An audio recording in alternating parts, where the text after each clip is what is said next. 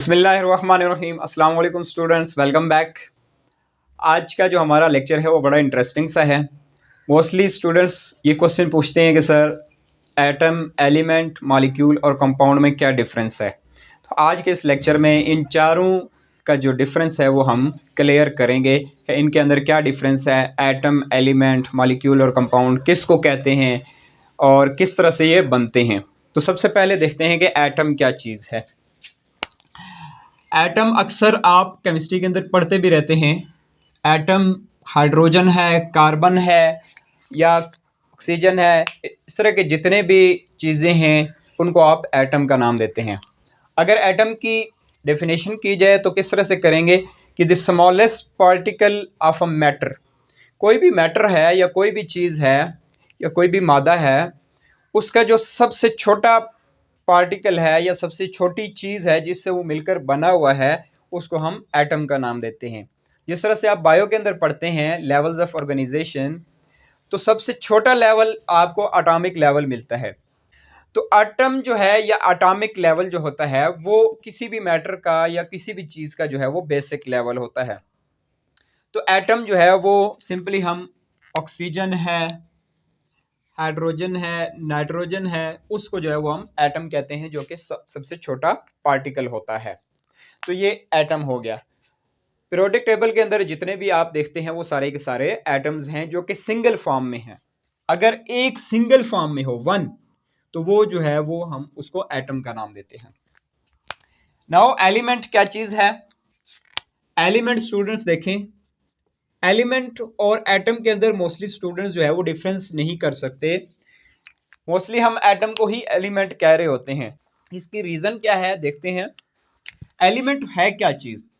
Element भी oxygen, hydrogen, nitrogen, carbon, इन्हीं को ही एलिमेंट कहा जाता है। यानी कि जो चीज़ एटम है वही एलिमेंट है। तो फिर डिफरेंस क्या हुआ। डिफरेंस ये है स्टूडेंट्स कि जब ये ऑक्सीजन एक सिंगल वन होगा यानी एक ही होगा तो उसे हम एटम का नाम देंगे। अगर यही एटम ज़्यादा हो जाएंगे, इस तरह से ये ऑक्सीजन है, ऑक्सीजन एटम ज़्यादा है तादाद में, क्वांटिटी में, सिंगल नहीं है, मोर देन वन है, पॉली हैं, तो फिर हम इनको जो है वो एलिमेंट का नाम देंगे। लेकिन ये आपस में बॉन्ड नहीं बनाएंगे। बॉन्ड बनाएंगे तो फिर वो एलिमेंट नहीं बल्कि मॉलिक्यूल बन जाएंगे। ये बॉन्ड नहीं बनाएंगे, सारे रहेंगे सिंगल फॉर्म में विदाउट बॉन्ड फॉर्मेशन, लेकिन क्वांटिटी में ज़्यादा होंगे, तो इस वजह से हम इसको एलिमेंट का नाम देंगे। तो रीज़न ये है कि हम एटम को मोस्टली एलिमेंट भी कह रहे होते हैं या एलिमेंट को हम एटम भी कह रहे होते हैं। तो कोई इसमें कोई ऐसी कोई बात नहीं है, हम कह सकते हैं। तो इसी तरह से आप अर्थ के अंदर कोई भी एक एटम ले लें, तो अर्थ में तो एक एटम नहीं पड़ा हुआ, उसमें तो बहुत ज़्यादा क्वांटिटी है।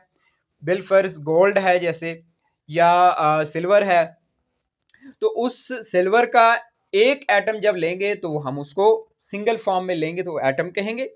उसी सिल्वर का जब अर्थ के अंदर बहुत ज़्यादा क्वांटिटी पड़ी हुई है तो वो एलिमेंट कहलाएगी।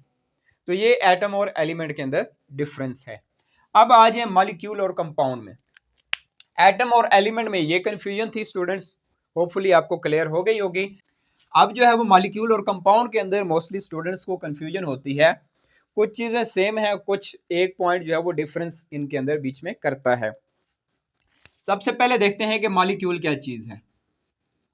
मॉलिक्यूल स्टूडेंट्स वो चीज़ होती है जो दो एलिमेंट्स को या दो एटम्स को मिलकर बनती है। फॉर एग्जाम्पल O2 है, N2 है, H2O है, CO2 है। ये सारे जो है वो एलिमेंट्स मॉलिक्यूल्स कहलाते हैं। कि मॉलिक्यूल्स क्या चीज़ होती है। वो चीज़ जो दो या दो से ज़्यादा एटम से मिलकर बनी हो या एलिमेंट से मिलकर बनी हो। जैसे O2 है, इसके अंदर दो ऑक्सीजन है, N2 है, इसमें दो नाइट्रोजन है, H2O दो हाइड्रोजन और एक ऑक्सीजन, CO2 एक कार्बन दो ऑक्सीजन। तो ये मॉलिक्यूल कहलाता है, जिसमें आयनिक बॉन्ड हो या कोवलेंट बॉन्ड हो, that is molecule basically.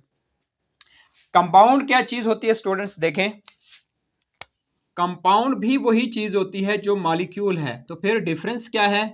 Difference ये है स्टूडेंट्स कि कंपाउंड के अंदर कम से कम एक एलिमेंट जो है वो डिफरेंट होना चाहिए, एक एलिमेंट डिफरेंट होना चाहिए।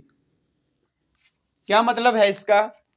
इसका मतलब ये है कि जो H2O है वो कंपाउंड भी है, मॉलिक्यूल भी है, लेकिन O2 जो है वो सिर्फ मॉलिक्यूल है, वो कंपाउंड नहीं हो सकता। क्यों? क्योंकि हमने कहा कंपाउंड के अंदर कोई एक एलिमेंट डिफरेंट हो। तो H2O को जब देखते हैं तो हाइड्रोजन और ऑक्सीजन दो डिफरेंट एलिमेंट्स हैं, जबकि ऑक्सीजन जो है वो दोनों सिमिलर हैं, दोनों ऑक्सीजन हैं।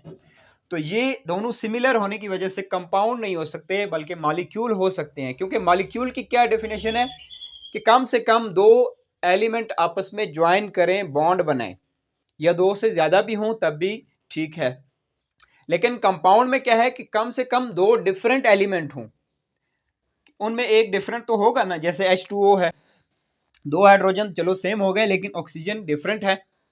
इसी तरह से जो डिफरेंट एलिमेंट होंगे वो आपस में जब बॉन्ड बनाएंगे, उससे जो रिजल्टिंग मॉलिक्यूल या रिजल्टिंग प्रोडक्ट बनेगा वो कंपाउंड कहलाएगा। तो इसी वजह से ऑक्सीजन को जो है वो हम कंपाउंड नहीं कहेंगे, मॉलिक्यूल कहेंगे। H2O चूंकि दो या दो से ज्यादा से मिलकर बन तो रहा है, इस वजह से मॉलिक्यूल भी होगा, और डिफरेंट एलिमेंट्स से मिलकर बन रहा है, इस वजह से ये कंपाउंड भी होगा। तो इस वजह से ये सारे मॉलिक्यूल हैं क्योंकि ये दोनों से मिलकर बने हुए हैं, लेकिन ये कंपाउंड भी हैं क्योंकि डिफरेंस से बने हुए हैं। लेकिन O2 और N2 जो हैं ये सिमिलर हैं, तो ये कंपाउंड की कैटेगरी में नहीं आएंगे, अलबत्ता ये मॉलिक्यूल जरूर कहलाएंगे।